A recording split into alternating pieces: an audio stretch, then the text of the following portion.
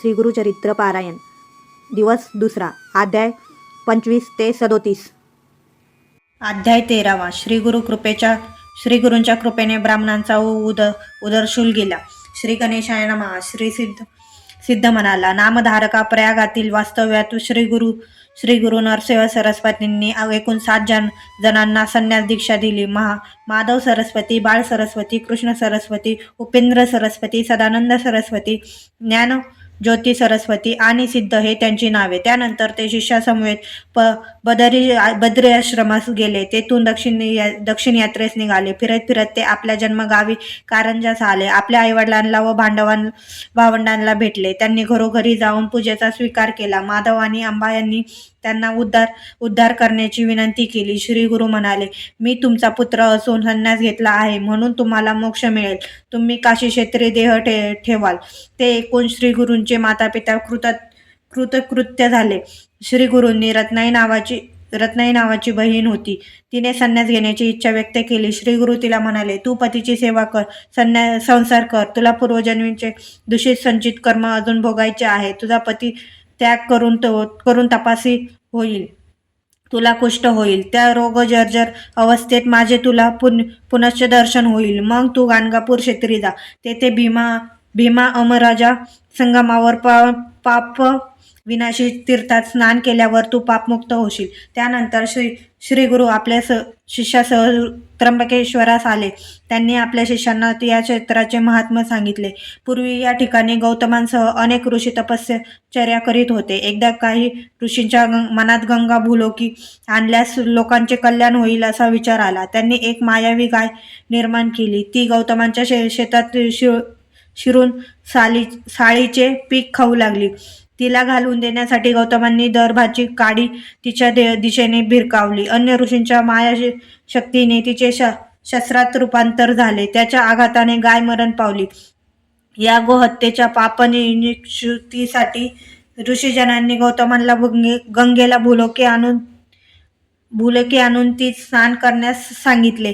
गौतमांनी तपश्चर्येने शिवाला प्रसन्न करून गंगेला मनुष्याच्या पापशालनासाठी त्र्यंबक क्षेत्री प्रकट करण्यास सांगितले. तेव्हा शंकराने गंगा अंशतः अवतीर्ण केली.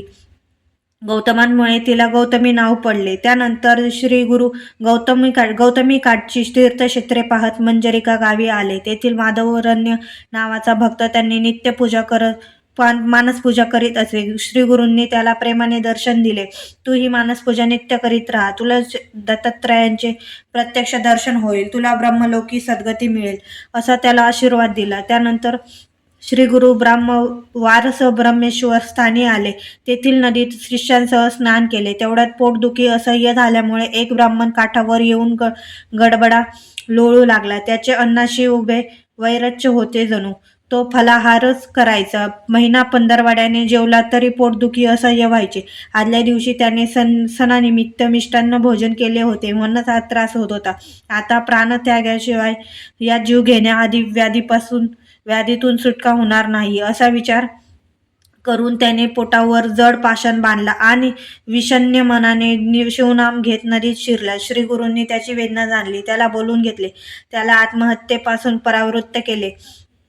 माझ्याकडे औषध आहे, ते आता तुझे दुखणे गेलेच म्हणून समज असे म्हणून त्याला धीर दिला. त्यावेळी सायमदेव नावाचा एक ब्राह्मण ग्रामाधिकारी श्री गुरूंच्या दर्शनास आला.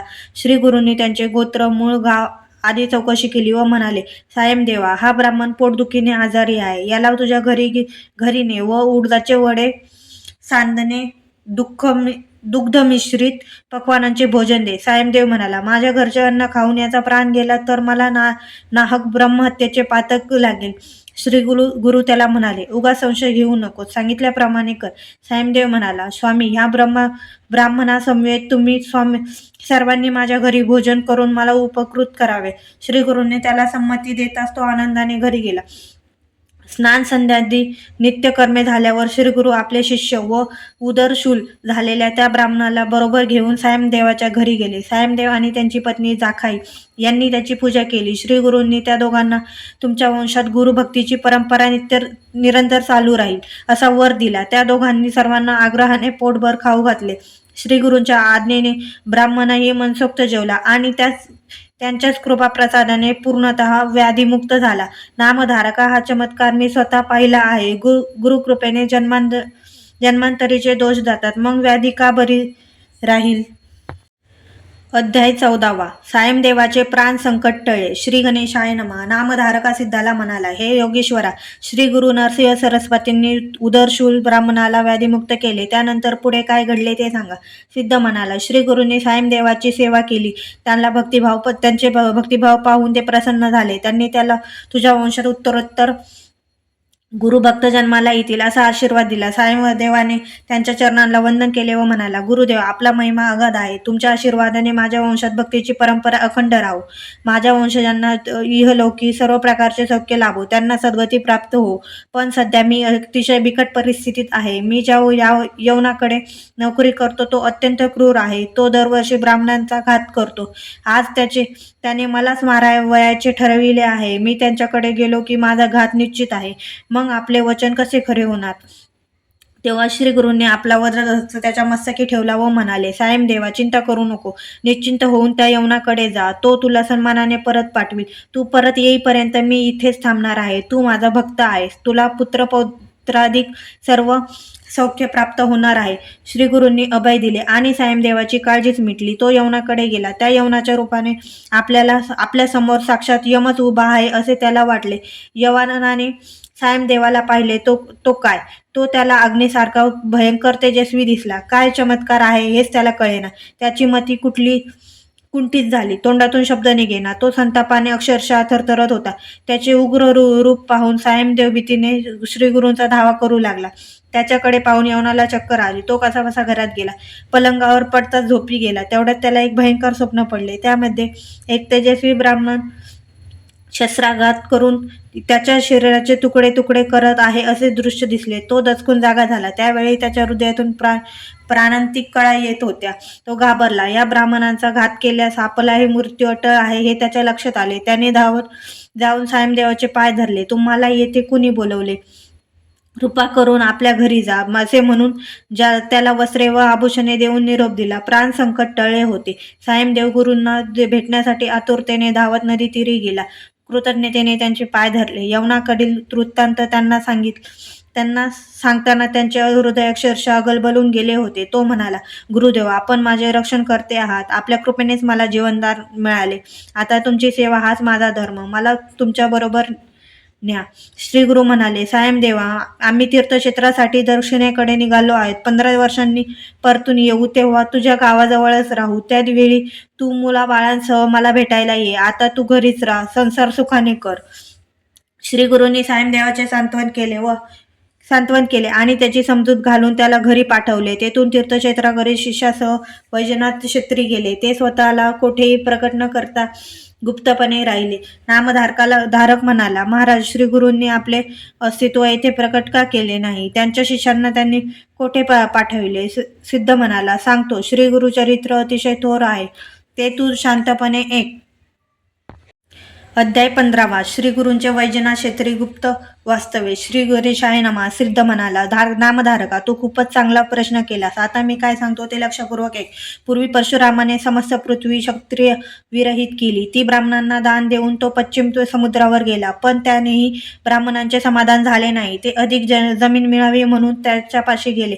त्यांचा लोभ पाहून परशुराम कंटाळला. यांचा त्रास टाळण्यासाठी सागरात असलेल्या एका बेटावर जाऊन साधूचे महात्म्य वाढले की साधू, असाधू, धूर्त, हौशे, नवशे, गवशे असे असंख्य लोक त्याच्या दर्शनासाठी गर्दी करतात. प्रत्येकाचे काही ना काही गाराने असे. प्रत्येकाला साधूच्या कृपेने आपली अडचण दूर व्हावी असे वाटत असे. हे चक्र कधीही थांबत नाही. वरदान देण्याचा प्रश्न नाही. योग्य कोण अयोग्य कोण हे पाहणेच गरजेचं असते. या सर्व गोष्टींमुळे साधूला तपश्चर्येसाठी वेळ आणि एकांत मिळत नाही. श्री गुरु नरसिंह सरस्वतींना ही गोष्ट चांगली माहीत होती. लोकांचा उपद्रव होऊ नये म्हणून ते वैजनाथ क्षेत्री गुप्त रूपाने राहिले. त्यांनी आपल्या शिष्यांनाही दूर ठेवले. त्या सर्वांना पाचारण करून ते म्हणाले, तुम्ही सर्वजण तीर्थयात्रेत जा. भारतभर भ्रमण करून नंतर श्रीशैल पर्वतावर या. शिष्य म्हणाले, श्रीगुरूंच्या चरणाशी सर्व तीर्थे आहेत असे असे श्रुती व पुराणे सांगतात. शास्त्राचेही तेच म्हणणे आहे. मग आम्हाला का दूर लोटता? आमची उपेक्षा करू नका. तेव्हा श्रीगुरू म्हणाले, तुम्ही संन्यासी आहात हे लक्षात घ्या. संन्याशांनी 5 दिवसांच्या वर एकाच ठिकाणी राहू नये असा संकेत आहे. त्या नियमांचे पालन केलेच पाहिजे. म्हणून तीर्थयात्रा करावी. चंचल मनास आवरून ते स्थिर करावे आणि त्यानंतर एका जागी वास्तव्य करावे. लोकोपकारासाठी अनुभव हवा. धर्माचे ज्ञानही आवश्यक आहे. म्हणूनच मी तुम्हाला तीर्थयात्रेसाठी पाठवित आहे. पुढे यात्रा करून तुम्ही बहुधान्य स्तरावर शैल क्षेत्री तेथे आमची भेट होईल. शिष्य म्हणाले, गुरुदेव तुमची आज्ञा आम्हाला प्रमाण आहे. आता आम्ही कोणकोणत्या तीर्थस्थानी जाऊन यावे याविषयी मार्गदर्शन करा. गुरूंनी त्या शिष्यांना प्रथम काशी क्षेत्र जाण्यास सांगितले. तेथून गंगा, यमुना, सरस्वती, करुणा, कुशावती, कृष्णा, वेणी, वितस्या, शरावती, वृंदा, असिंकिनी, मधुमती, सुरनदी, चंद्रभागा, रेवती, शरयू, गौतमी, वेदिका, काशिका, मंदाकिनी, सहस्रवस्त्रा, पूर्णा, बहुधा, वरुणा, वैरोचनी, सन्निहिता, नर्मदा, गोदावरी, तुंगभद्रा, भीमा, अमरजा, पाताळगंगा, कावेरी, ताम्रपर्णी, ऋतमाला, पंचगंगा, मलयभ्रमा, श्वेतशृंगी या नद्यांना तटाक यात्रा करावयात म्हणजे अनेक तीर्थांचे दर्शन घेता येईल असे सांगितले. नदीमध्ये स्नान करावे. आजूबाजूचे ग्रामे व परिसर पाहावा. प्रत्येक ठिकाणी कृच्छ व्रत करावे. त्रिवेणी संगमावर स्नान व तप करावे असे सांगितले. कोणत्या दिवसात नदीचे पाणी मिलन असते, कोणत्या काळात नदीमध्ये स्नान करू नये, नदी स्नानासाठी योग्य नाही हे कोणत्या लक्षणांनी ओळखावे तेही सांगितले. त्यांनी आपल्या शिष्यांना नैमिषारण्य, पुष्कर, बदरी, केदार, कुरुक्षेत्र, महालय, सेतुबंध, रामेश्वर, मार्तुकेश्वर, कोटी, कुब्ज, कोकामुखी, प्रसाद, विजय, जगन्नाथपुरी, गोकर्ण, शंखकर्ण, अयोध्या, मथुरा, द्वारका, गया, शिळग्राम, शबलग्राम, भीमेश्वर, कुतर्पण, रामेश्वर, पद्मनाभ, श्रीरंग, कुंभकोण, हरिहरेश्वर, गाणगापूर, नरसिंहतीर्थ, चंद्रकुंड, कोल्हापूर, भिलवंडी, अमरापूर, युगालय, शूरपालय, पिठापूर, क्षेत्राद्री, मणिगिरी, वृषभाद्री, श्रीशैल व मल्लिकार्जुन अशा अनेक तीर्थस्थानी माहिती सांगून तेथे जाण्याची आज्ञा केली. श्रीगुरूंचा निरोप घेऊन शिष्य यात्रेसाठी गेले. श्रीगुरूंनी वैजनाथ येथेच गुप्त निवास केला. अध्याय 16. गुरुभक्त अरुणी, वेद आणि उपमन्यू. श्री गणेशाय नमः. सिद्ध म्हणाला, नामधारका वैजनाथ क्षेत्री अंबा भवानी नावाचे एक मनोहर स्थान आहे. श्रीगुरूंनी येथे वर्षभर वास्तव्य केले. त्यांचे सर्व शिष्य यात्रेला गेल्यानंतर मी स्वतः त्यांच्या सेवेसाठी राहिलो होतो. एके दिवशी ब्राह्मण साधक श्रीगुरूंकडे आला व म्हणाला, स्वामी, मी बरीच साधना केली पण आत्मज्ञान झाले नाही, त्यामुळे मन शांती नाही. कृपया मला मार्ग दाखवा. माझे गुरु निष्ठुर आहेत, त्यांनी मला ज्ञान दिले नाही, कष्टवून मात्र घेतले, त्यामुळे मी रागाने त्यांचा त्याग करून आलो आहे. तेव्हा श्रीगुरू म्हणाले, अरे ब्राह्मणा, गुरुचा त्याग म्हणजे आत्मघात. माझ्या दृष्टीने तू गुरुद्रोही आहेस. जो गुरुला सर्व भावे शरण जातो, गुरु ज्ञानाचे तत्परतेने पालन करतो, त्या शिष्याला ज्ञान, सिद्धी, देवांचे आशीर्वाद या सर्व गोष्टी अनायासे प्राप्त होतात. मी तुला आदर्श गुरुभक्तीचे एक उत्तम उदाहरण सांगतो. एक द्वापार युगात द्वारकेत धौम्य नावाचे ऋषी राहत होते. त्यांचे अनेक शिष्य होते. अरुणी, वेद व उपमन्यू हे पैकीच तिघे. धौम्य आपल्या शिष्यांची अनेक प्रकारे नेहमीच परीक्षा घेत कसोटीला उतरलेल्या शिष्यांवर तात्काळ कृपा करत. एके दिवशी धौम्यांनी अरुणीला शेताला पाणी देण्यास सांगितले. अरुणी शेतावर गेला. जवळच एक कालवा होता. एवढ्या मोठ्या शेताला पाणी द्यायचे तर त्याचा प्रवाह बंधाऱ्याने अडविणे आवश्यक होते. अरुणी शेतावर गेला. अरुणीने जागा निवडली आणि शिळा टाकून बंधारा घालण्याचा प्रयत्न करू लागला. पण पाण्याचा जोरामुळे बंधारा टिकेना. तेव्हा प्राण गेले तरी चालतील, पण शेताला पाणी द्यायचे असा निश्चय करून तो बंधाराचा जो भाग प्रवाहामुळे टिकत नव्हता तेथे स्वतः आडवा झाला. हा प्रयत्न सफल झाला. प्रवाह अडला व शेताला पाणी मिळालं. रात्र झाली तरी तो परतला नाही. तेव्हा चिंतामग्न धौम्य मशालीच्या उजेडात त्याला शोधण्यासाठी आले.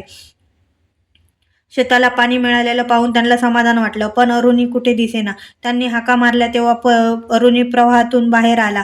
तो थंडीने गाठून गेला होता. त्याच्या मुखावर कृतज्ञपूर्तीचे समाधान होते. सर्व प्रकार धौम्याच्या लक्षात आला. गुरुकार्यासाठी प्राणांचीही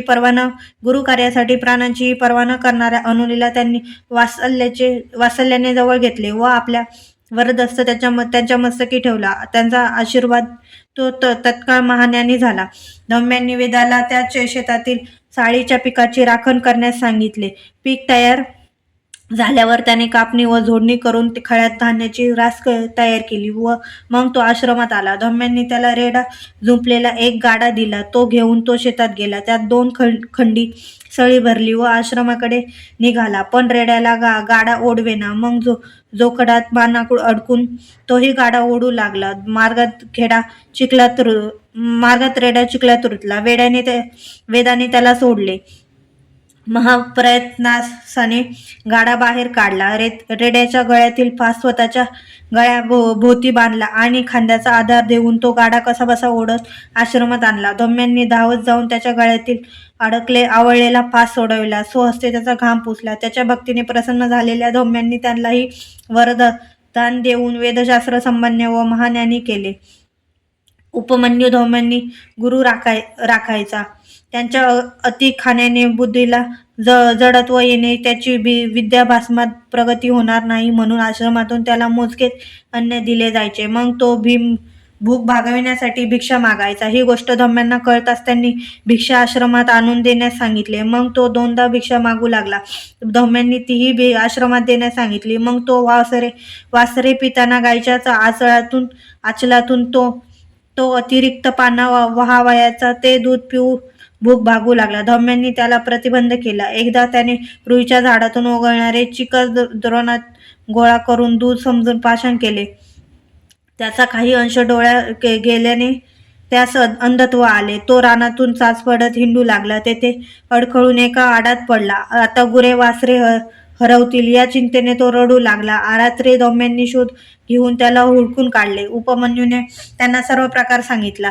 धौम्यांनी त्याला अश्विन कुमारांचे स्मरण करण्यास सांगितले. त्यांच्या कृपेने उपमन्यूला पुन्हा दृष्टी आली. तो आडातून बाहेर आला. उपमन्यू अत्यंत प्रामाणिक व भोळा होता. त्याने भूक भागविण्यासाठी अन्य पर्याय शोधले, पण गुरु आज्ञेचे कधीही उल्लंघन केले नाही. त्यामुळे प्रसन्न झालेल्या धौम्यांनी त्याला हे ज्ञान संपन्न केले. या उपमन्यूची खूप कीर्ती झाली. श्रीगुरु म्हणाले, हे ब्राह्मणा, विनम्र भाव आणि पराकोटीची श्रद्धा असणाऱ्या गुरुकृपेची लवकरच प्रचिती येते, पण तुम्हासारख्या मला शेवटी नरकच प्राप्त होणार. तो ब्राह्मण पश्चातापाने प्राणत्यागास उद्युक्त झाला. त्याचा मनोमन जाणून श्रीगुरूंनी त्याचे सांत्वन केले. आपला वरदहस्त त्यांच्या मस्तकी ठेवून त्याला संज्ञान केले. मग श्रीगुरूंच्या आशीर्वादाने त्याने श्रीगुरूंची क्षमा मागितली आणि नित्तळ भावाने त्यांची सेवा करू लागला. त्यानंतर श्रीगुरूंनी कृष्णा नदीच्या पश्चिम तीरावर असलेल्या भिलवंडी ग्रामी वास्तव्य केले.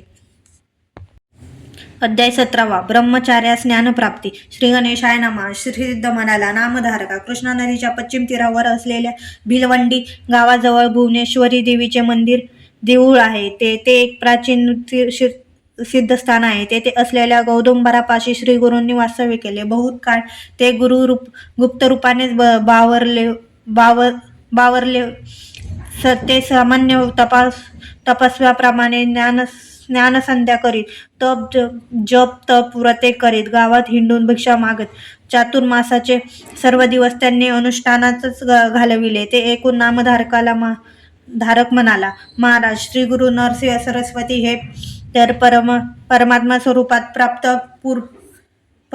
स्वरूप प्राप्त पुण्य सिद्ध होते, तरी त्यांनी अनुष्ठाने केली, भिक्षा मागितली. असे त्यांनी का केले? सिद्ध म्हणाला, ज्ञान प्राप्ती झाली तरी तपश्चर्या सोडू नये. समाजात मान्यवर जण असे आचरण करतात त्यांचेच सामान्य लोक अनुकरण करीत असतात, हे तू लक्षात घे. भिक्षेविषयी सांगायचे तर ते एक पवित्र वृत्ती आहे. संन्याशांनी परिग्रहण न करणे, भिक्षेवरच उदरनिर्वाह करणे आणि सर्व काळ साधनमग्न राहणे हाच त्या आश्रमाचा धर्म आहे. दत्तात्रय व शंकर हेही भिक्षा मागतात. त्यांचे हेच कारण आहे. भिक्षेसाठी हिंडताना निज कृपेने भक्तांचा, दीन अर्थांचा उद्धार करणे हाच मुख्य उद्देश असतो. श्रीगुरु भिलवंडीमध्ये गुप्तपणे राहत असले तरी त्यांची सत्कीर्ती व्हायची ती झालीच. त्यांचे महात्म्य लोकात कसे प्रकट झाले ते एक. कोल्हापुरात एक वेदशास्त्र संपन्न ऋग्वेदी ब्राह्मण राहत होता. त्याला दिग्विजयामध्ये फार मान होता. त्यांचा मुलगा बुद्धिहीन व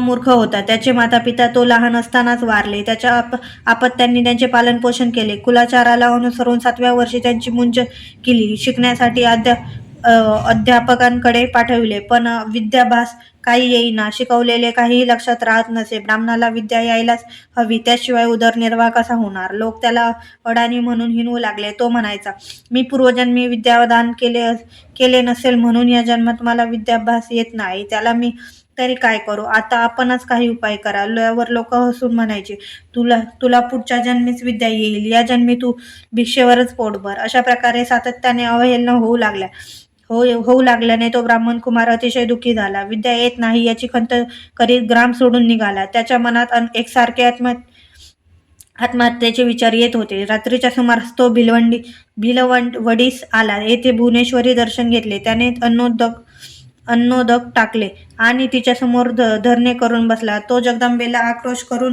सातत्याने विनंती करत होता, आई, सर्वांनी माझी हेटाळणी केली, पण तू तरी उपेक्षा करू नकोस. मला मार्ग दाखव, माझ्यावर कृपा कर. 3 दिवस लोटली. शेवटी अगदीच निरुपाय झाला तेव्हा तो देवीला म्हणाला, माते, तू मला स्वप्नात येऊन मार्गदर्शन करशील असे मला वाटत होते, पण तू ही पाठ फिरवलीस. आता मी काय करू? कोठे जाऊ? थांब, मी तुला माझी जीवच अर्पण करतो. तरीही कृपा केली नाहीस तर मी हे शिरस तुझ्या चरणी वाहीन. त्याने खरोखरच आपली जीभ कापली व देवी मूर्तीच्या चरणी वाहिली. तो त्याचा निर्धार पाहून देवीला करुणा आली. त्या रात्री त्याच्या स्वप्नात जाऊन ती म्हणाली, बाळा, ब्रह्मचार्या, तू माझ्यावर रागवू नकोस. कृष्णेच्या पश्चिम तीरावर औदुंबराखाली एक महातपस्वी अवतारी पुरुष वास्तव्यास आहे. तू त्यांना शरण जा, तेच तुझी इच्छा पुरवतील. त्या दृष्टांताने ब्राह्मण कुमाराला जाग आली. देवीला वंदन करून तो कृष्णा नदीच्या दिशेने धावला. प्रवाहात झेप घेऊन पलीकडे गेला. तेथे औदुंबराखाली श्री गुरु नरसिंह सरस्वती स्वामी महाराज बसले होते. त्यांना पाहत असल्याला अत्यानंद झाला. त्याने त्यांचे पाय धरले. जीभ नसल्यामुळे त्याला बोलता येत नसले तरी अंतर्ज्ञानी श्री गुरूंनी त्याचा मनोमन भाव जाणला. त्यांनी आपला वरदहस्त त्याच्या मस्तकी ठेवला. काय आश्चर्य! त्याला पुन्हा जीभ आली. त्याला वेद, शास्त्रे, पुराणे, तर्कशास्त्र, भाषा, व्याकरण असे सर्व ज्ञान प्राप्ती झाले. परिसर स्पर्शाने लोखंडाचे सुवर्ण व्हावे तसे श्रीगुरूंच्या पुनीत स्पर्शाने त्या ब्रह्मचार्यास पांडित्य प्राप्त झाले. सिद्ध म्हणाला, नामधारका, असा गुरु महिमा जे त्या ठिकाणी राहतात त्या स्थानालाही महत्व प्राप्त होते. अध्याय 18. ब्राह्मणाचे दारिद्र्य घालविले. श्री गणेशाय नमः. नामधारक सिद्धयोगाला म्हणाला, महाराज, श्री गुरु नरसिंह सरस्वतींचे चरित्र इतके श्रवणीय आहे की ते कितीही ऐकले तरी मनाचे समाधान होत नाही. तरी कृपा करून पुढील कथा सांगा. भिलवंडीत काही काळ वास्तव्य करून श्री गुरु कृष्णेच्या काठकाठाने पद्मभ्रमण करत वरुणा संगमावर गेले. तेथून ते कृष्णा पंचगंगा संगमावर गेले. शिवा, भद्रा, भगवती, कुंभी आणि सरस्वती याच त्या पंचगंगा होत. हे संगमेश्वर दक्षिण वाराणसी म्हणून प्रख्यात आहे. याचे महात्म्य प्रयाग आणि कुरुक्षेत्राहून जास्त मानतात. येथे स्नान केल्याने 6 प्रकारच्या महापातकांचा नाश होतो. तेथे अमरेश्वराचे मंदिर असून त्यांच्या दर्शनाने जीवाला अमरत्व प्राप्त होते. येथे पवित्र औदुंबर वृक्ष आहे. येथे 64 योगिनी नित्य निवास करतात. येथील संगम षटकुळात शुल्क तीर्थ, पाप विनाश तीर्थ, काम्य तीर्थ, सिद्ध वरद तीर्थ, प्रयाग तीर्थ, शक्ती तीर्थ, अमर तीर्थ व कोटी तीर्थ अशा 8 तीर्थ आहेत. कृष्णावेणी व पंचगंगा मिळून एकूण 7 नद्या आहेत. त्याच्या दर्शनाने सर्व मनोकामना पूर्ण होतात. त्यांच्यात स्नान केल्याने अगणित पुण्य लाभ होतो. या कृष्ण पंचगंगा संगमावर श्री गुरु काही काळ गुप्त रूपाने राहिले. त्यानंतर त्यांचे महात्मा लोकांत प्रकट झाले. तर कसे ते सांगतो. पंचगंगा संगमावर अमरपूर नावाचे गाव आहे. तिथे श्री गुरु तेथे भिक्षा मागण्यासाठी जात असत. त्या गावात एक वेद अभ्यासी गुरु गरीब ब्राह्मण राहत असे. तो सुशील, सात्विक, कर्म मार्गाचे नीट आचरण करणारा व अतिथ्यशील असा होता. तो नित्य कोरडी भिक्षा मागून कुटुंबाचे पालनपोषण करायचा. त्याची पत्नी ही सुस्वभावी व पतिव्रता स्त्री होती. त्या ब्राह्मणांच्या अंगणात एक घेवड्याचा वेल होता. त्याला पुष्कळ शेंगा यायच्या. एखाद्या दिवशी भिक्षा मिळाली नाही तर ती दोघे घेवड्याच्या शेंगावरच गुजराण करायची. एके दिवशी श्री गुरु भिक्षेसाठी त्या ब्राह्मणाच्या घरी गेले. त्यांनी श्री गुरूंना असे आदराने घरात नेले. त्यांनी त्याची भक्तिभावाने पूजा केली. त्यांनी भात व घेवड्याच्या शेंगाची भाजी असे भोजन दिले. या सेवेने श्री गुरु अतिशय प्रसन्न झाले. त्यांनी त्या ब्राह्मणाला आता तुझे दारिद्र्य जातील असा आशीर्वाद देऊन त्यांचा निरोप घेतला. संगमावर जाताना त्यांनी अंगणातील घेवड्याचा वेल उपटून टाकला आणि निघूनही गेले. श्री गुरूंनी घेवड्याच्या वेलाचा उच्छेद केला म्हणून ब्राह्मणीला अतिशय दुःख झाले. ती नशिबाला दोष देत रडू लागली. म्हणाली, अरे काय हे दुर्दैव! त्या यतीला आम्ही काय त्रास दिला म्हणून त्याने आमचे अन्नच तोडून टाकले. हे तिचे बोलणे ब्राह्मणाला रुचले नाही. तो रागून म्हणाला, यतीश्वरांना दोष देऊ नको. सर्व विश्व त्या महादेवाच्या अधीन आहे. आपले प्रारब्ध जसे आहे तसेच घडत असते. ते घडवून आणण्यासाठी तोच कुणाला तरी निमित्त असतो. पूर्वजन्मी आपण जी काही बरी वाईट कर्मे केलेली असतात त्याचीच परिणिती म्हणून या जन्मात सुख दुःख प्राप्त होतात. जे पेरावे तेच उगवते. मग त्यासाठी इतरांना दोष कशासाठी द्यायचा? त्या यतीश्वरांनी आपल्याकडे भोजन केले हे आपले सद्भाग्य. त्यांनी आपल्याला दारिद्र्यमुक्तीचा आशीर्वाद दिला. असे असताना तू त्यांच्याबद्दल अनुचित बोलणे योग्य नाही. त्यानंतर ब्राह्मणाने तो सर्व वेल एकत्र करून नदीच्या पात्रात टाकला. त्या वेलाचे मूळ खूप खोलवर गेले होते. ते तरी कशाला ठेवायचे म्हणून तो जमीन खणू लागला. त्याने वेलाचे मूळ उपटून काढले तेव्हा त्याखाली एक कुंभ सापडला. तो घरात गेला. त्याच्या तोंडावरची वेळणी सोडली. काय आश्चर्य! त्यात भरपूर द्रव्य भरलेले होते. ब्राह्मण व ब्राह्मणीच्या आनंदाला पारा उरला नाही. श्री गुरु आमच्यावर प्रसन्न झाले. त्यांनी आमचे दैन्य घालविले. ते ईश्वरी अवतार आहेत असे म्हणून ते दोघे यतीश्वरांचा जय जयकार करू लागले. त्यानंतर ते दाम्पत्य संगमावर गेले. त्यांनी श्री गुरूंना कृतज्ञतेने वंदन केले. त्यांची पूजा केली व घडलेला सर्व प्रकार सांगितला. तेव्हा श्री गुरु म्हणाले, या घटनेची कोठेही वाच्यता करू नका. जर बोललात तर आलेली लक्ष्मी निघून जाईल. माझ्याबद्दलही काही सांगू नका. तुमच्या वंशाला लक्ष्मी अखंड नांदेल. ते ऐकून ते दाम्पत्य धन्य झाले. श्री गुरूंचा निरोप घेऊन घरी परतले. नामधारका, ज्यावर गुरुकृपा होते त्याच्या घरी दैन्य राहतच नाही. म्हणून ज्यांचे दैव चांगले नाही त्याने श्री गुरूंना शरण जाऊन त्यांची भक्ती करावी. गुरुकृपेने इहर परलोकी लोकसौख्य प्राप्त होते. भक्ताचे कल्याण होते. अध्याय 19. नावाड्याची स्थितळी यात्रा. श्री क्षेत्र औदुंबर महात्मा. श्री गणेशाय नमः. नामधारका सिद्धयोग्याला म्हणाला, महाराज, श्री गुरूंनी कृष्णा पंचगंगा संगमावर अमरेश्वराच्या निकट औदुंबर वृक्षाखाली वास्तव्य केले असे आपण म्हणतात.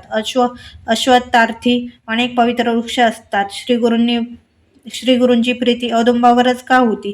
सिद्ध म्हणाला, पूर्वी नरसिंह अवतार घेऊन विष्णूंनी आपल्या नखांनी हिरण्यकशिपूचे पोट फाडून त्याचा वध केला. त्याच्या पोटात विष असल्यामुळे विष्णूच्या हाताच्या बोटाचा व नखांचा दाह होऊ लागला. नरसिंहाने उपचार म्हणून औदुंबराच्या फळामध्ये आपली नख रोवली. तेव्हा कोठे तो दाह शमला.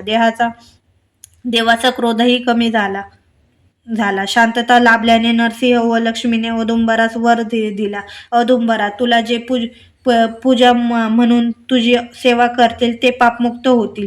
त्याच्या सर्व मनोकामना पूर्ण होतील. तुझ्या छायेत जपादी अनुष्ठाने केले अनंत पट फलप्राप्ती होईल. तुझ्या कृपेने ब्रह्महत्यादी महादोषांचे निरसन होईल. आम्ही दोघे तुझ्या सानिध्य नित्य वास करू. श्री गुरु नरसिंह मंत्राचा नित्य जप करीत असत. त्या जपाने उग्रता येऊ नये म्हणून श्री गुरु औदुंबराखाली वास करीत असत. अमरेश्वरा सानिध्य 64 योगींचा वास होता. त्या रोज दुपारी श्री रूपाने श्री गुरूंच्या दर्शनास येत. त्यांना आपण आपल्या स्थानी नेत. त्या गुरुकृपेचा नैवेद्याचा स्वीकार करून श्री गुरु परत औदुंबरापाशी येत. एकदा एक नावाडी शेतकरी शेताची राखण करत होता. योगींनी श्री गुरु समवेत नदीपाशी आल्या तेव्हा प्रवाह दुगंभला. सर्वांनी आत प्रवेश करताच तो पूर्ववत झाला. काही वेळाने श्री गुरु त्यातून एकटेच बाहेर आले. हे सर्व पाहून त्या नावाड्याला मोठे नवल वाटले. त्यालाही श्री गुरूंविषयी कुतूहल वाटू लागले. मग दुसऱ्या दिवशी तोही त्यांच्या मागोमाग प्रवाहात शिरला. तो एक दिव्य नगरात प्रवेशला. तेथील लोक आरती घेऊन श्री गुरूंच्या स्वागतासाठी आले. त्यांनी त्यांना दिव्य मंदिरात नेले. रत्नखचित सिंहासनावर बसून त्यांची पूजा केली. त्यांना भोजन दिले. तेवढ्यात श्री गुरूंचे नावाड्याकडे लक्ष गेले. ते म्हणाले, तू इथे का आलास? नावाडी म्हणाला, स्वामी, मी सहज भावाने आपल्या दर्शनासाठी आलो आहे. आपल्या दर्शनाने मी धन्य झालो. आपली माझ्यावर कृपादृष्टी राहो एवढीच प्रार्थना आहे. त्यांचा निष्पट पाहून श्री गुरु म्हणाले, नाविका, तू येथे आलास, येथील भक्तीचा सुख सोहळा पाहिलास, त्यामुळे तुझे दैन्य गेलेच म्हणून समज. पण या गोष्टीची कुठेही वाच्यता करू नकोस, अन्यथा तुला मृत्यू येईल. श्री गुरु त्याला घेऊन संगमावर आले. त्याचा निरोप घेऊन नावाडी शेताकडे निघाला. मार्गामध्ये त्याला गुप्त धन सापडले. त्या दानाने त्याचे दारिद्र्य समूळदृष्ट झाले. हा नावाडी व त्याची पत्नी श्री गुरूंची अखंड सेवा करीत असत. एके दिवशी नावाडी श्री गुरूंना म्हणाला, स्वामी, माघ मासात प्रयागात स्नान करणे, काशी यात्रा करणे खूपच पुण्यप्रद मानले जाते. मी अडाणी आहे, हीन जातीचा आहे. मला या गोष्टीचा कसा लाभ होणार? ते ऐकून गुरूंना त्याचा कळवळा आला. ते त्याला म्हणाले, अरे कृष्णा पंचगंगेचा संगम असलेले हे स्थान प्रयाग तीर्थ आहे. अमरेश्वराचे स्थान असलेले हे गाव काशी क्षेत्रच आहे. कोल्हापूरला दक्षिण गया म्हणतात.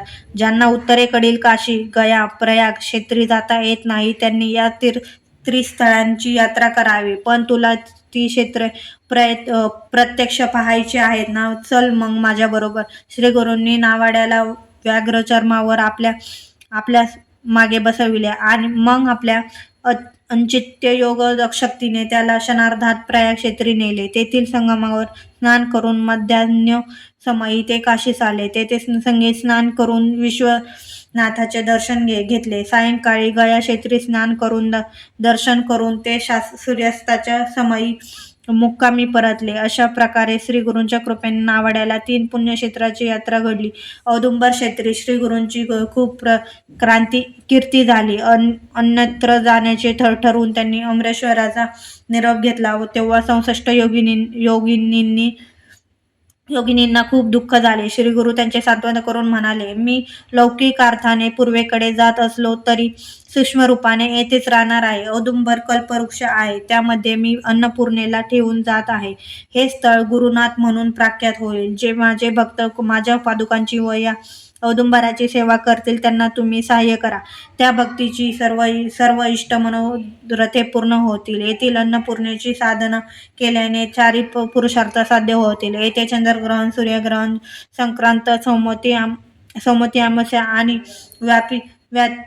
व्यतिपादाती पूर्वकाळी स्नान केल्याने स्वर्गातील मंदिकिनीच्या 3 सहस्र सालंकृत कपिला गायीचे ब्राह्मणांना दान केल्याचे पुण्य मिळेल. येथे औदुंबराखाली जप, होम, मानसपूजा, रुद्रपाठ, ब्राह्मण भोजन व प्रदक्षिणा केल्याने कोटीपद पुण्यफल मिळेल. श्री गुरूंनी योगिनींना औदुंबर क्षेत्राचे महत्त्व सांगितले व ते श्री भीमातीरी वसलेल्या गाणगापुरास गेले. अध्याय 20. ब्राह्मणांची ब्रह्मसंमत बाधा दूर केली. श्री गणेशाय नमः. सिद्धनामधारकास म्हणाले, श्री गुरु औदुंबर क्षेत्री आहेत, ज्यांची दृढ श्रद्धा आहे, त्या भक्तांना त्यांच्या कृपेची अनुभूती येतेच. त्याविषयीची एक कथा सांगतो. एक शिरोळ गावी गंगाधर नामक एक वेदअभ्यासी ब्राह्मण राहत असे. त्याच्या सुशील पत्नीला 5 पुत्र झाले पण एकही जगला नाही. संतती जगण्यासाठी अनेक उपाय केले पण उपयोग झाला नाही. म्हणून त्या दुःखी दाम्पत्याने गावातील ज्ञानी ब्राह्मणांना विचारले. ते गंगाधराच्या पत्नीला म्हणाले, मुली, पूर्वजन्मी तू सैन्य गोत्राच्या एका ब्राह्मणाकडून ऋण घेतले होतेस, ते परत केले नाहीस. त्या ब्राह्मणाने निराशेने आत्महत्या केली. तो ब्राह्मण पिशाच झाला असून तोच तुझा गर्भपात करवितो आहे. ते ऐकून ब्राह्मणी शोकाकुल झाली. तिने ब्राह्मणांचे पाय धरले व म्हणाली, माझ्या पूर्व दुष्कृत्यामुळे मी मातृत्व सुखाला भोगले आहे. आता आपणच मार्ग दाखवा. त्यावर ब्राह्मण म्हणाले, मुली, तू ब्रह्मद्रव्याचा उपहार व ब्रह्महत्या असे दुहेरी पातक केले आहे. तो दोष घालविण्यासाठी औदुंबर क्षेत्री जा. तेथे राहून तू श्री गुरुचरणी आराधना कर. हे पवित्र गुरुपीठ आहे. तू तेथील पाप विनाशी तीर्थात स्नान करून औदुंबराला पाणी घाल. असे 7 वेळा कर. श्री गुरुच्या चरणावर जल अभिषेक कर. नंतर काम्य तीर्थ स्नान. या आराधनेने श्री गुरु श्री नरसिंह सरस्वतीच्या कृपाप्रसादाने तू पापमुक्त होशील, त्याची बाधा टळेल व तुझेही कार्य होईल. मग विप्राच्या अपदेशानुसार ती गुरु औदुंबर क्षेत्री गेली. तेथे राहून स्नान, उपोषण, औदुंबराला पाणी घालणे, प्रदक्षिणा घालणे, श्री गुरुच्या चरणांची पूजा करणे याप्रमाणे आराधना करू लागली. 3ऱ्या दिवशी रात्री ती निद्रेत असताना गतजन्मी आत्महत्या केलेला तो ब्राह्मण तिच्या स्वप्नात आला व क्रोधाने ओढून म्हणाला, तू माझे 100 रुपये दे, नाहीतर मी तुझा जीव घेईन. तुझा वंशच वाढू देणार नाही. तुझ्या या आराधनेचा काहीही उपयोग होणार नाही. तो तिला धमकावून मारण्यासाठी धावला. घाबरलेली ब्राह्मणी मार चुकवण्यासाठी औदुंबरा आड गेली. तेथे गुरूंना पाहून त्यांच्या मागे लपली. श्री गुरूंनी ब्राह्मणाला विचारले, तू हिला का मारतो आहेस? तो म्हणाला, हिने माझ्या द्रव्याचा अपहार केला आहे. हिची बाजू घेऊन माझ्याशी पक्षपात करू नका. हे उमरट भाषण ऐकून श्री गुरु संतापले. ते ब्राह्मणाला खडसावून म्हणाले, ही कन्या माझी भक्त आहे. हिला त्रास दिलास तर माझ्याशी गाठ आहे. ही यथाशक्ती जे द्रव्य घेईल ते घे आणि हिला सोडून दे.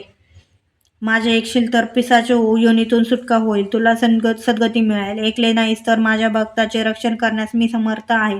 लक्षात ठेव. ते ऐकून मंदवर मला. त्याने श्री गुरूंना वंदन केले. त्यांचे म्हणणे मान्य केले. श्री गुरु त्याला म्हणाले, या ब्राह्मणीने तुझे उत्तर कार्य केल्यावर तुला सद्गती मिळेल.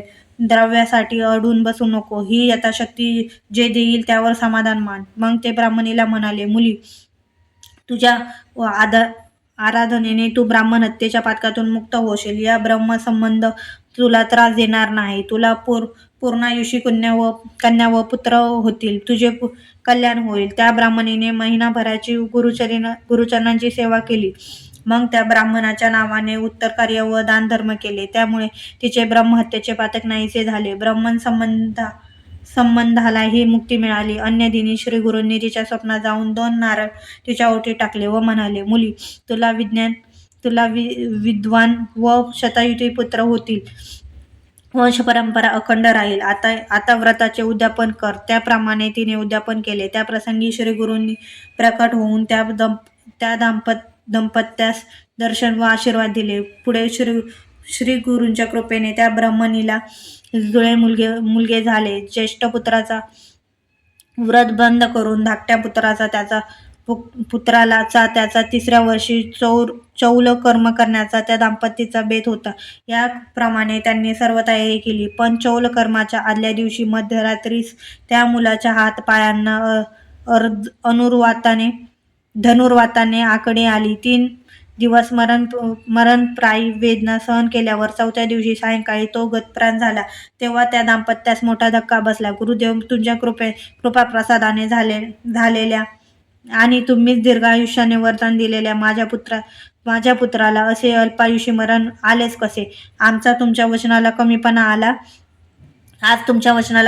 आला असे म्हणून ती प्रेताला कवटाळून रात्रभर रडत होती. आपल्या मुलावर अंत्यसंस्कार करूनच घ्यायचे नाहीत असा निश्चय करून तिने ते प्रेत वस्त्राने स्वतःच्या छातीशी बांधून ठेवले. लोकांनी तिला खूप समजावले, पण व्यर्थ. दुपार झाली तरी ती हट्ट सोडेना. लोक संभ्रमात पडले, तिला दोष देऊ लागले. इतक्यात श्रीगुरूंना सरस्वती बालब्रह्मचार्याच्या रूपाने तिच्यापाशी आले. त्यांनी तिला सांत्वनपर बराच उपदेश केला. अध्याय 21. विप्रकृत पुन्हा जिवंत झाला. श्री गणेशाय नमः. श्री सिद्ध म्हणाला, नामधारका ब्रह्मचार्याचे मृत बालकाच्या मातेचे अथांग गंगाधर पत्नीचे मृदू वाचनांनी सांत्वन केले. तो म्हणाला, बाई ग, या भूलोकी जन्मलेल्या प्रत्येकाला आज न उद्या जायचे आहे. कोणी आधी जातो, कोणी नंतर जातो. उत्पत्ती व नाश हे सृष्टीचक्र अव्याहत चालूच आहे. मायेच्या अचिंत प्रवाहाने मनामध्ये ममत्व निर्माण होते. या भ्रांतीने कन्या, पुत्र, पत्नी, मित्र यांची आसक्ती उत्पन्न होते. या सर्व प्रकारचे आपल्याला पूर्वकर्माप्रमाणे उत्पन्न होतात आणि देह प्रारब्ध भोगतात. मृत्यूनंतर जीवात्मा पुन्हा नवीन देह धारण करतो. अर्थात व्यक्ताचे अव्यक्त होणे आणि अव्यक्ताचे व्यक्त होणे हा क्रम चालूच असतो. म्हणून ते ज्ञानी आहेत. ते मनुष्याच्या जन्माचे व मृत्यूचे सुख दुःख मानित नाहीत. अज्ञानी माणसे मात्र मोहमायामुळे नाती जोडून सुखदुःखे भोगतात. तुझेही अनेक जन्म झाले आहेत. त्यावेळी कोणीतरी तुझे माता पिता बंधू सोयरे असणारच. त्यांच्या वियोगाचे दुःख तू आज करतेस काय? मग या जन्मात पुत्र वियोग झाला म्हणून रडण्यात काय अर्थ आहे? हा देह अस्थिमांसाचा नक्षरगठ्ठा आहे. मूलमूत्रांचे अगर आहे. घृणास्पद आहे. त्याची आसक्ती धरू नकोस. हे कलेवर अंत्यसंस्कारासाठी देऊन टाक. ब्राह्मणी म्हणाली, महाराज, तुमचे म्हणणे मला पटते, पण स्वीकारायचे ध्येय माझ्यात नाही. नरसिंह सरस्वती स्वामी महाराज म्हणजे दत्तात्रयाचा अवतार. 5 पुत्र गमावल्याचे दुःख मी भोगले आहे.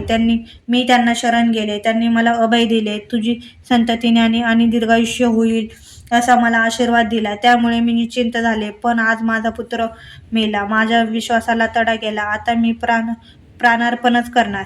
ब्राह्मणीचा निश्चय अटळ होता. त्या मातेची मनोवस्था जाणून ब्रह्मचारी म्हणाला, श्रीगुरूंच्या आशीर्वादामुळे तुला तुझा पुत्र पूर्णायुषी झाला नाही याचे तुला दुःख वाटणे साहजिक आहे. तो विषय ढळू देऊ नकोस. पुत्राचे कलेवर घेऊन औदुंबर क्षेत्री जा.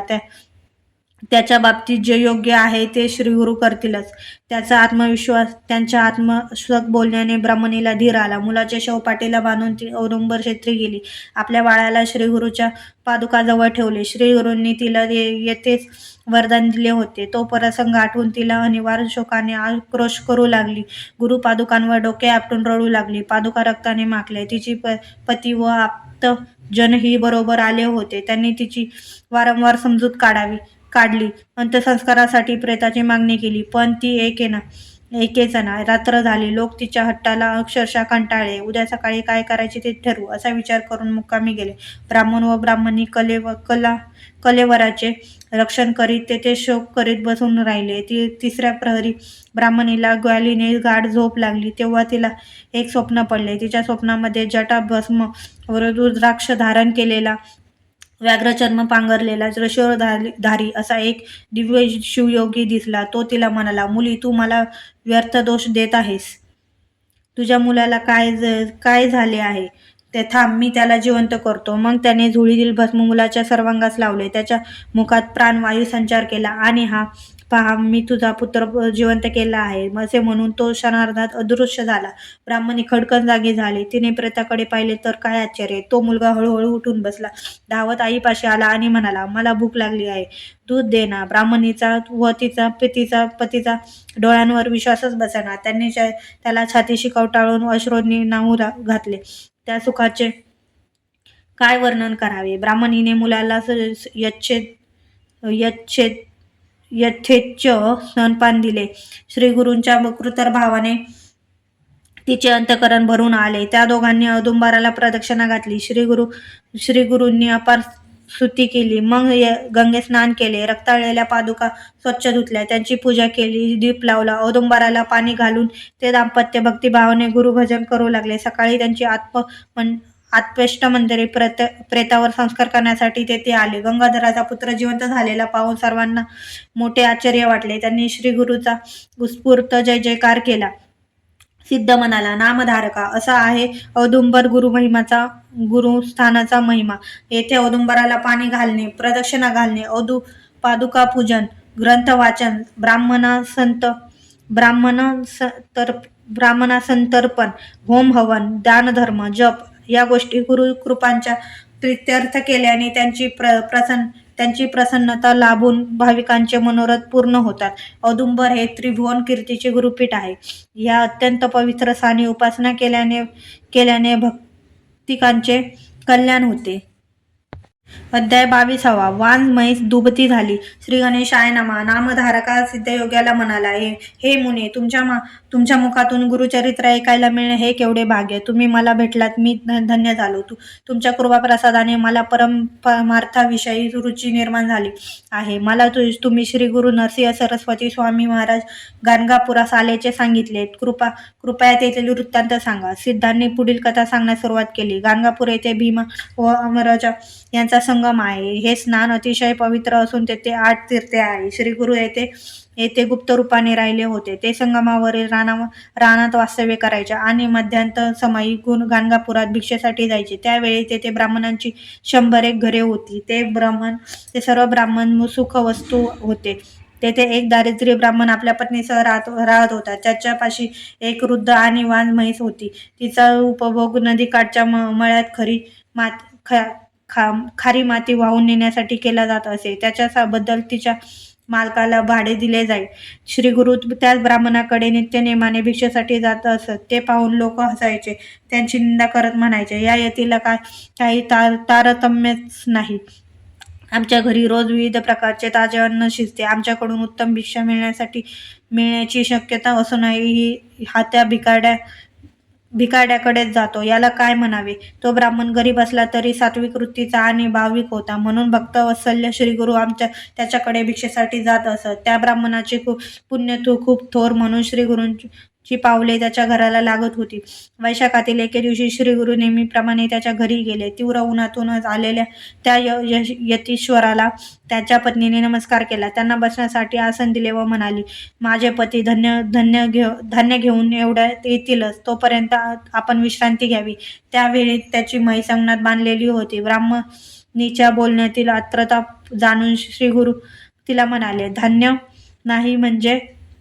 नाही म्हणून मला थांबू नकोस. भिक्षा म्हणून या म्हशीचे दूध दिलेस तरी चालेल. तेव्हा ब्राह्मणी म्हणाली, महाराज, ही म्हैस वांज आहे, म्हातारी आहे. तिने कधीही दूध दिले नाही. तिला माती वाहून नेण्यासाठी उपयोगात आणतो. त्यातून मिळणारा उत्पन्नावर गुजराण करतो. त्यावर श्रीगुरु म्हणाले, तुझे म्हणणे पटत नाही. तू तिचे दूध काढून आण बरं. ती ब्राह्मणी एक काष्टपात्र घेऊन त्या म्हशीचे दूध काढण्यासाठी गेली. तिचे आचळ पाण्याने स्वच्छ धुवून ती दूध काढू लागली. तर काय आश्चर्य, त्या म्हशीला पाना फुटला. तिने 2 भांडी भरून दूध दिले. ब्राह्मणीने दूध घरात आणले. श्रीगुरु हे सामान्य यती नसून अवतारी महात्मा आहे अशी तिची पूर्ण खात्री पटली होती. तिने दुधाचे भांडे श्रीगुरूंना प्रेमपूर्वक अर्पण केले. ते दूध प्राशन करून संतुष्ट झालेले श्रीगुरु तिला आशीर्वाद देताना म्हणाले, तुझ्या घरी लक्ष्मी वास करेल. तुझे मुलं व नातवंडे सुखात आनंदात राहतील. त्यानंतर ते संगमावर परतले. आज ब्राह्मणीचा आनंद गगनात मावत नव्हता. घरी आलेल्या पतीला तिने ते शुभ वृत्त सांगितले. तो चमत्कार कळताच त्यालाही मोठे आश्चर्य वाटले. तो पत्नीला म्हणाला, ज्याच्या कृपादृष्टीने आपले दारिद्र्य सरले तो सामान्य मनुष्य नसून ईश्वरी अवतार आहे. आपण त्यांच्या दर्शनात जाऊया. ती दोघे संगमावर गेली. श्रीगुरूंचे दर्शन घेऊन त्यांनी भक्तिभावाने पूजा केली. त्यांना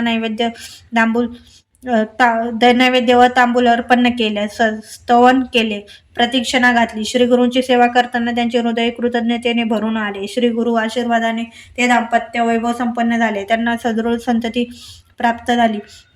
ते कुटुंब सुखात आनंदात राहू लागले. सिद्ध म्हणाला, नामधारका, ब्रह्मदेवाने ललाटी काहीही लेख लिहिलेला असला तरी तरी श्रीगुरु तो बदलू शकतात असे आहे त्यांचे अगण्य महात्म्य.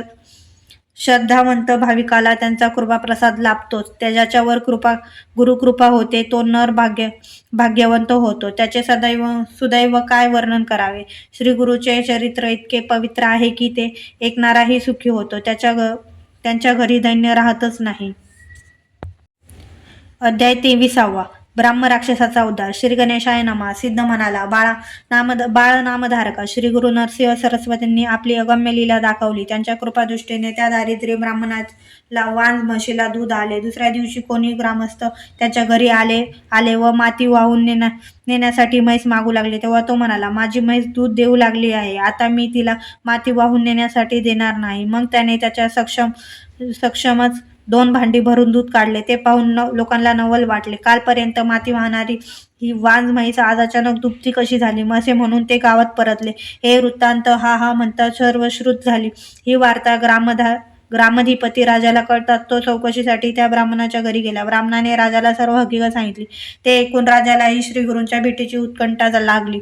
तो आपल्या परिवारासह संगमावर गेला. तेथील अरण्यात एकांतात राहणाऱ्या श्रीगुरूंचे दर्शन घेतले. त्यांना साष्टांग प्रणिपात केला.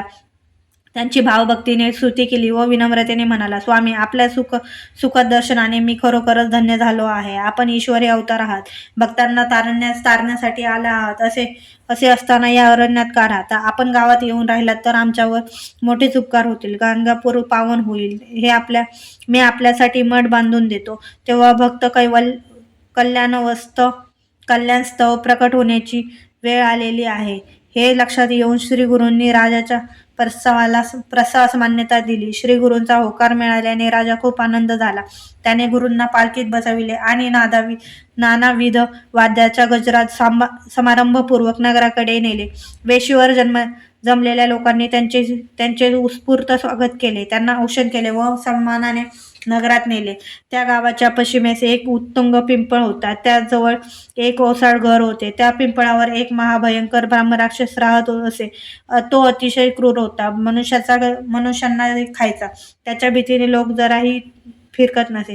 श्रीगुरूंची पालखी त्या पिंपळापाशी आली तेव्हा तो ब्रह्मराक्षस त्यांच्या सन्मुख मनुष्य रूपात प्रकट झाला व त्यांचे पाय धरून म्हणाला, स्वामी, मी घोर अंधकारात बुडालो आहे. तुमच्या दर्शनाने माझी पूर्वजित सर्व पातके नष्ट झाली आहेत. कृपा करून माझा उद्धार करा. मी तुम्हाला शरण आहे. कृपाळू श्रीगुरूंनी त्याची आर्तता जाणली. आपला वरद हस्त त्याच्या मस्तकी ठेवून ते म्हणाले, असा संगमावर जा. तिथे नदी स्नान कर. तू मुक्त होशील. श्रीगुरूंच्या आज्ञेने तो ब्रह्मराक्षस संगमावर गेला. तेथे स्नान करून काठावर आला आणि धारण केलेल्या मानवी देह सोडून तात्काळ मुक्त झाला. तो प्रकार पाहिलेले लोक आश्चर्य करू लागले. ते म्हणाले, गाणगापुरात आलेले यतीश्वर साक्षात त्रिमूर्ती आहेत. त्यांचे चरण दृष्टीस पडले हे आपले भाग्य असो. राजाने श्रीगुरूंसाठी एक सुंदर मठ बांधून दिला. तो त्यांची नित्य भक्तिभावाने पूजा करीत असे. श्रीगुरू अनुष्ठानासाठी रोज संगमावर जात व मध्यान्ह समयी गावामध्ये परतून येत. एखाद्या वेळी राजा त्यांना पालखीतून बसवून इष्ट त्या ठिकाणी घेऊन जाई. त्यावेळी राजाचा दळभारही बरोबर असे. श्रीगुरूंना या ऐश्वर्याची व लमाजव्याची काय आवश्यकता होती. पण राजा अत्यंत भाविक असल्यामुळे भक्ताधीन श्रीगुरू त्याला समाधान वाटण्यासाठी त्याच्या इच्छेला मान देत असत. हळूहळू त्यांची सर्व दूर ख्याती झाली. त्यावेळी कुमसी गावात त्रिविक्रम भारती नावाचा एक तपस्वी ब्राह्मण राहत होता. त्याला 3 वेदांचे ज्ञान होते. तो नरसिंहाची नित्य मानसपूजा करीत असे. त्याने श्रीगुरूंची कीर्ती ऐकली आणि मनोमन म्हणाला, पालखीतून हिंडणे, लोकांच्या इच्छेनुसार वागणे, ऐश्वर्यात राहणे हे खेळ चतुर्थाश्रमाला शोभत नाहीत. या यती नक्कीच दांभिक असला पाहिजे. तो त्यांची निद्रा करू लागला. श्रीगुरू अंतर्ज्ञानी होते. त्यांना ही गोष्ट तत्काळ जाणली आणि त्याला भेटण्याचे ठरविले. नामधारका, त्यानंतर काय नवल घडले ते वर्तमानात सांगतो. 1. अध्याय 24. त्रिविक्रम भारती. श्री गणेशाय नमः. सिद्ध म्हणाला, नामधारका. कुमसी गावाचा त्रिविक्रम महानुभवी हा आपली दांभिक संन्यासी म्हणून लोकांमध्ये निंदा करतो आहे. हे श्री गुरु नरसिंह सरस्वतींनी जाणले होते. वेदज्ञ त्रिविक्रमाकडून नकळत साधू निंदेचे पाप घडत होते, म्हणून त्याला प्रत्यक्ष भेटून त्याचा गैरसमज दूर करावा असा हेतू मनात धरून त्यांनी स्वतः तेथे जाण्याचे ठरविले. राजाने त्यांच्या प्रवासाची तयारी केली. पालखी सजवली, अश्व गज शृंगारले, दळभार सिद्ध केला. मग श्री गुरूंची स्वारी वाद्यांच्या गजरात गणगापुराहून कुमसी गावी निघाली. त्यावेळी त्रिविक्रम भारती नरसिंहाची मानसपूजा करीत होते. ते काही केल्या दृढ ध्यान लागेना. मन पटलावर उपास्य देवताची मूर्ती प्रकट होईना. हा काय प्रकार आहे, त्याला काहीच कळेना. तो चिंतामग्न झाला. आज माझे इष्टदैवत अशी उपेक्षा का करत आहेत? माझी एवढी वर्षांची आराधना, माझे तपस्या सामर्थ्य आज व्यर्थ झाले. अनेक विचार त्याला बेचैन करू लागले. त्याने डोळे उघडले. तोच नदी तीरावरून श्री गुरूंची पालखी येताना दिसली. त्या पालखीत श्री गुरु विक्रम भारतीच्या इष्टदेवतेचे अर्थात नरसिंहाचे रूप घेऊन बसले होते. त्यांच्या समवेत त्याच्या राजाच्या दळभरातील सर्व सैनिक श्री गुरूंसारखेच दंडधारी संन्यासी आहेत असे दिसले. ते दृश्य पाहून त्रिविक्रम भारतीला मोठे आश्चर्य वाटले. त्यांचा सर्व ताठा ज्ञानाचा अहंकार क्षणार्धात गळून पडला. आपण जे पाहत आहोत तो भ्रम आहे ते की सत्य हेच त्याला कळेना. तो पालखीपाशी धावला. पालखीत विराजमान असलेल्या नरसिंहाला आपल्या इष्टदेवतेला वंदन केले व विनम्रतेने म्हणाला, महाराज, आपण मला नरसिंह रूपाने दर्शन दिलेत. मी धन्य झालो. आपल्या समवेत असलेले सर्व दंडारी यती मंडळी ही एकसारखी दिसत आहे. तुमचे स्वरूप अचित्य आहे, जे मला पामराला कसे कळणार?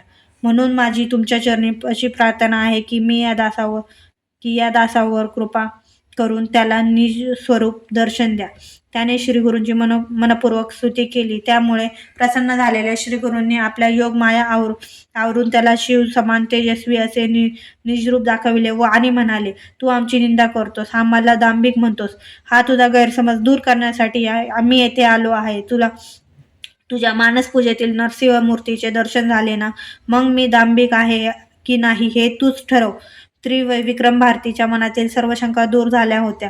श्रीगुरु आपले दैवत एकच आहे. श्रीगुरु हेच चराचरी व्याप्त परमात्मा आहे याची त्याला खूप पटली होती. तो श्रीगुरूंना चरण गेला. त्याने स्वतःकडून आज्ञेने घडलेल्या चुकीची क्षमा मागितली व म्हणाला, गुरुदेव, आपण करुणासागर आहात. या बालकाचा उद्धार करा. तेव्हा श्रीगुरु म्हणाले, वत्सा, मी तुझ्या भक्तीवर प्रसन्न आहे. तुला सद्गती प्राप्त होईल. परमार्थ साध्य करून तू ईश्वराशी एकरूप होशील. तुला पुनर्जन्म नाही. त्रिविक्रम भारती तयारीचा साधक होता. त्याचा अल्पदोष दूर करणे आवश्यक होते. ते कार्य साध्य करून श्रीगुरूंनी त्याचा उद्धार केला. त्यानंतर ते गणगापुरास परतले. नामधारका, गुरूंना व्यक्ती समजण्याची चूक कधीच करू नये. त्रिदेवाचे एकत्रित सामर्थ्य असलेल्या परब्रह्म स्वरूप असतात. त्यांना शरण जावे, त्यांच्या चरणी लीन व्हावे. ज्ञानकांड समाप्त.